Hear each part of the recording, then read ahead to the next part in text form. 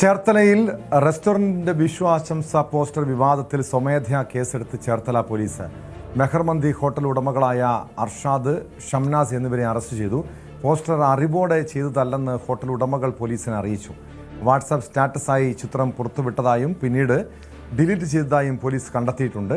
സംഭവം വിവാദമാക്കിയ BHP പ്രവർത്തകർ ഹോട്ടലിലേക്ക് മാർച്ച് നടത്തി. ഹോട്ടലിന് ചേർത്തല പോലീസ് സുരക്ഷയും ഏർപ്പെടുത്തിയിട്ടുണ്ട്. വിവരങ്ങളുമായി ശരണ്യ സ്നേഹജൻ ചേരുന്നു. ശരണ്യ, ഒരു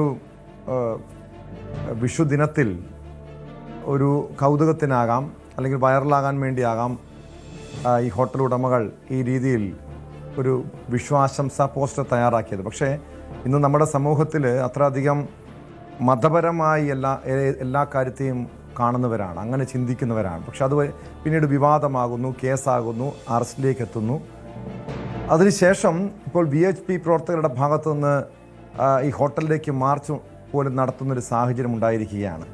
എന്താണ് പോലീസിൻ്റെ നടപടി? ഇവിടെ വാട്സപ്പിൽ സ്റ്റാറ്റസ് ആക്കി എന്നതൊരു ഗുരുതരമായിട്ടുള്ള തെറ്റാണ്. മറ്റു മതവിഭാഗങ്ങളെ ഒരുപക്ഷെ അത് മതവികാരം വ്രണപ്പെടുത്തിയിട്ടുണ്ടോ തുടങ്ങിയ കാര്യങ്ങളൊക്കെ എന്തായാലും പരിശോധിക്കണം. പക്ഷെ അതോടൊപ്പം തന്നെ ഇത് പ്രചരിപ്പിച്ച് ഇവിടെ മതസ്പർദ്ധ വളർത്താൻ ഇടയാക്കിയ ആളുകൾക്കെതിരെയും നടപടി ആവശ്യമല്ലേ?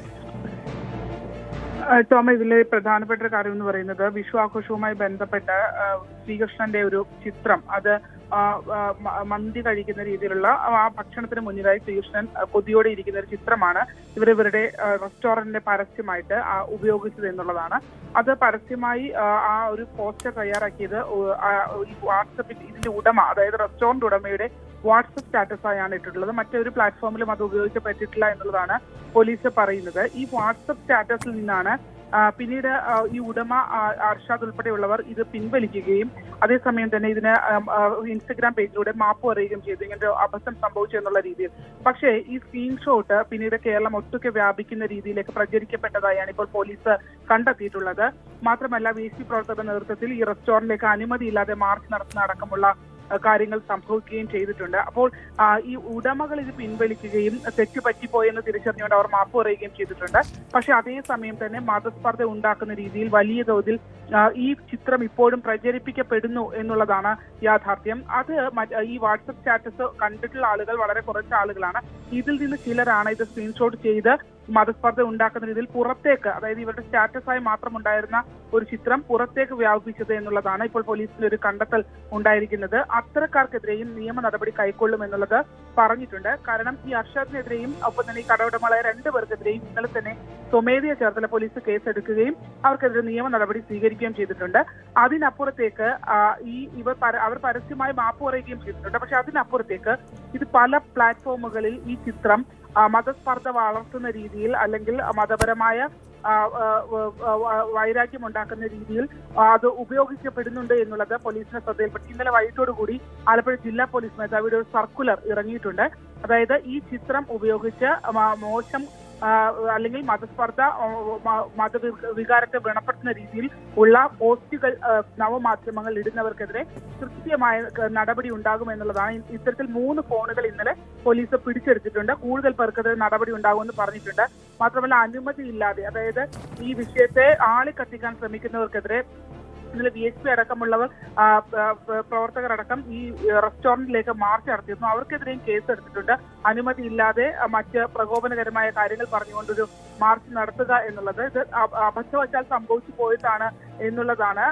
ഇപ്പോൾ അതിന്റെ ഒരു തീവ്രത മനസ്സിലാകാതെ സംഭവിച്ചു പോയതാണെന്നാണ് ഉടമകൾ ഇപ്പോൾ നൽകിയിട്ടുള്ള മൊഴി. അവർ അപ്പം തന്നെ അത് പിൻവലിക്കുകയും മാപ്പ് പറയുകയും ചെയ്തിരുന്നു. മാത്രമല്ല ഒരു പബ്ലിക് അങ്ങനെ തന്നെയാണോ കരുതേണ്ടത് ശരണ്യ? ഇവിടെ ഒരു ജാഗ്രത കുറവ് ഉണ്ടായിട്ടുണ്ടാകാം, അല്ലെങ്കിൽ ഇത് ഈ രീതിയിൽ മതപരമായി ഒരു പ്രശ്നങ്ങൾ ഉണ്ടാകും, ഭിന്നിപ്പുണ്ടാകും, അതിന് ആ രീതിയിൽ കാണുമെന്ന് ആ ഹോട്ടൽ ഉടമകൾ കരുതി കാണില്ല. നമുക്കറിയാം, സാധാരണ ക്രിസ്മസിനൊക്കെ പാപ്പാജ്ഞിയുടെ വേഷധാരികളായി എത്തി പല പരസ്യങ്ങളും ചെയ്യുന്നവരുണ്ട്. ഓണത്തിന് മാവേലിയുടെ വേഷം കിട്ടിയുള്ള പരസ്യങ്ങൾ കാണാം.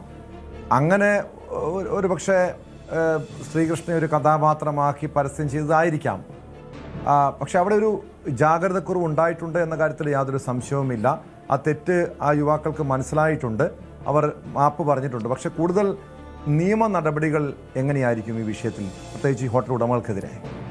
ടോമേ, ഹോട്ടൽ ഉടമകൾക്കെതിരെ മതവികാരം വ്രണപ്പെടുത്തൽ, അപൂർവമല്ലാത്ത കലാപാഹ്വാനം ഉണ്ടാക്കുന്ന രീതിയിലുള്ള പോസ്റ്റർ അല്ലെങ്കിൽ അത്തരത്തിലൊരു ഇടപെടൽ നടത്തി എന്നുള്ള വകുപ്പുകൾ, ഗൗരവകരമായ വകുപ്പുകൾ ചുമത്തി തന്നെയാണ് അവർക്കെതിരെ കേസ് രജിസ്റ്റർ ചെയ്തിട്ടുള്ളത്. പക്ഷെ അന്വേഷണത്തിൽ പോലീസിന് ഉൾപ്പെടെ മനസ്സിലാവുന്നത് ഇവർക്ക് ഇതിന്റെ ഒരു ഗൗരവം മനസ്സിലാക്കാതെ ചെയ്ത കാര്യമാണ് ഇതെന്നുള്ളതാണ് മനസ്സിലാവുന്നത്. എങ്കിൽ പോലും അവർ ഈ ഒരു പരസ്യം അവര് ഈ റെസ്റ്റോറന്റിനായി ഈ ഉടമയുടെ വാട്സപ്പ് സ്റ്റാറ്റസായി വന്നതിനപ്പുറത്തേക്ക് മറ്റൊരു പ്ലാറ്റ്ഫോമുകളിലും അവർ ആ ചിത്രം ഉപയോഗിച്ചിട്ടില്ല എന്നുള്ളതാണ്.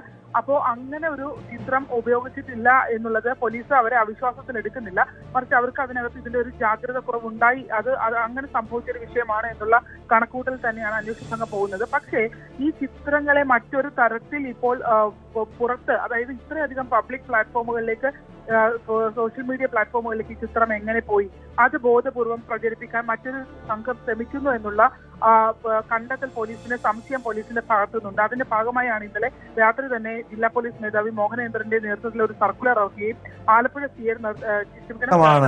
ശരണ്യ സ്നേഹജനാണ് വിവരങ്ങൾ നൽകിയത്. എന്തായാലും നമ്മുടെ നാടിന്റെ പോക്ക് അത്രയധികം ഒരു അപകടം പിടിച്ച അവസ്ഥയിലേക്കാണ്. ഒരുപക്ഷെ ഇത് സാധാരണഗതിയിൽ ഒരു പരസ്യമായി കാണാം. പക്ഷെ നമുക്കറിയാം ഒരു അധ്യാപകനെ കൈവെട്ടിയ പശ്ചാത്തലം, ഒരു പ്രവാചകന്റെ പേര് പരാമർശിച്ചതിൻ്റെ പേരിലായിരുന്നു കൈവെട്ടിയത്. ഇപ്പോൾ അതിനേക്കാളും മോശമായ അവസ്ഥയിലേക്ക് കാര്യങ്ങൾ നീങ്ങിക്കൊണ്ടിരിക്കുന്നു. ശ്രീകൃഷ്ണൻ്റെ ചിത്രം ഒരു പരസ്യമായി കാണിച്ചതിൻ്റെ പേരിൽ ആ കടയിലേക്ക് പ്രതിഷേധം നടത്തുന്നു. പക്ഷെ എന്തായാലും ഒരു ജാഗ്രതക്കുറവ് ഉണ്ടായിട്ടുണ്ട്. ഇതുപോലുള്ള സംഭവങ്ങൾ, ഇതുപോലുള്ള മറ്റു മതവിഭാഗത്തിൽപ്പെട്ടവരുടെ അവരുടെ വികാരത്തെയൊക്കെ വ്രണപ്പെടുത്താതെ പരസ്യങ്ങളൊക്കെ ചെയ്യാൻ എല്ലാവരും ശ്രദ്ധിക്കുന്നത് നല്ലതാണ്. കൂടുതൽ വാർത്തകൾക്ക് news 18 Keralam YouTube channel subscribe ചെയ്യുക.